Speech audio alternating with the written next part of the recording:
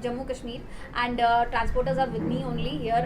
All the owners of the गाड़ियाँ, जैसे मतलब वीडियो कोचेस हैं या कुछ भी गाड़ियाँ हैं, उनके साथ वो यहाँ पर बैठे हुए हैं, हमारे साथ उपस्थित हैं।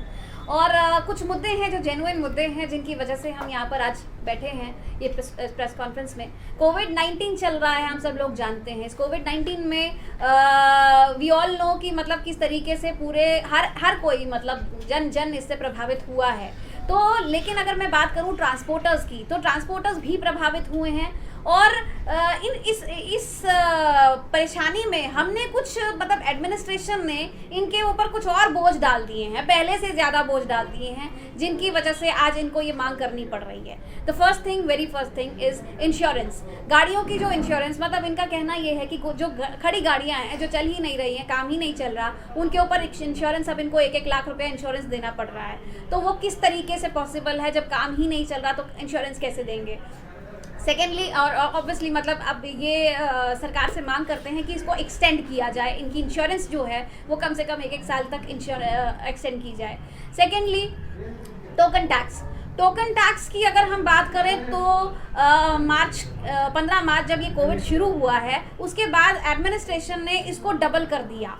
मतलब ये बड़ी अनफॉर्चुनेट सी बात है कि जहाँ पर हमें इन लोगों को सहूलियत देनी चाहिए, हम लोग इनके ऊपर और डबल कर दिया। इस वजह से किया, किस तरीके से किया? तो third thing is passenger tax. अगर यूटी की बात करें तो पैसेंजर टैक्स यूटी में नहीं होता। अगर ये लोग ऑर्डर मांगते हैं तो कोई ऑर्डर उनके पास है नहीं, किस ऑर्डर के तहत वो लोग पैसेंजर टैक्स इन लोगों से क्लेम करते हैं या मांगते हैं। इसके अलावा मैं आपको बताऊं कि एक ट्रैफिक पुलिस की बहुत बड़ी समस्या है हमारे जम्मू में। अगर आप देखें कि ये आप सब लोग जानते हैं, हम सब लोग इससे वाकिफ़ हैं कि ये जो एंट्रीज़ के नाम पर ट्रैफिक पुलिस जो है वो इन लोगों से पैसे मांगती है, चाहे किसी भी रूट पर बात करो। ये मैं अम्फाला से लेकर यहाँ तक ही बात करती हूँ, बाकी बड़े वाले रूट्स की तो क्या बात करें। लेकिन ये जो एक हरासमेंट है, ये भी बहुत बड़ी चीज़ है। इसके ऊपर भी गवर्नमेंट को थोड़ा सा चेक रखना पड़ेगा, एडमिनिस्ट्रेशन के ऊपर। एडमिनिस्ट्रेशन को इस वक्त थोड़ा सा ज़्यादा सक्रिय होना पड़ेगा इन लोगों के लिए, क्योंकि हर कोई प्रभावित हुआ है।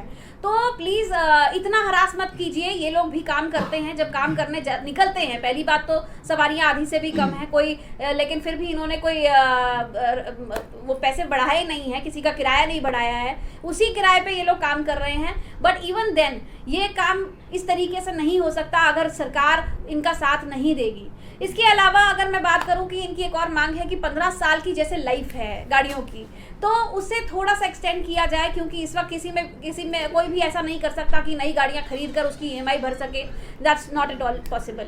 एंड ऑफ कोर्स EMI की अगर हम बात करते हैं तो बैंक्स EMI से कोई परहेज नहीं कर रहा है इस वक्त। मोदी जी ने भी कोविड-19 के दौरान जब ये शुरुआत हुई थी तो उन्होंने कहा था कि EMI जो है वो बैंक्स ना लें, और लेकिन फिर भी उसके ऊपर कोई फॉलो नहीं किया गया, किसी भी बैंक ने इस चीज़ को फॉलो नहीं किया है। और कहीं जब काम ही नहीं चल रहा किसी का, और ये काम तो बिल्कुल बंद है, तो वो EMI किस तरीके से दे सकते हैं? तो हर तरह से हर एक देश कर रहा है, कोई कंट्री ऐसा नहीं है जो अपने लोगों के लिए आज की डेट में लीनियंट नहीं हुआ है। तो हमें भी करना है। हमारे जम्मू कश्मीर में खासकर आपने एकदम से यूटी बना दिया, 370 हट गया, बहुत सारी ऐसी चीज़ें हैं जिसका लोगों पर प्रभाव पड़ा है, लेकिन ये प्रभाव पॉजिटिव पड़ना चाहिए, नेगेटिव नहीं पड़ना चाहिए।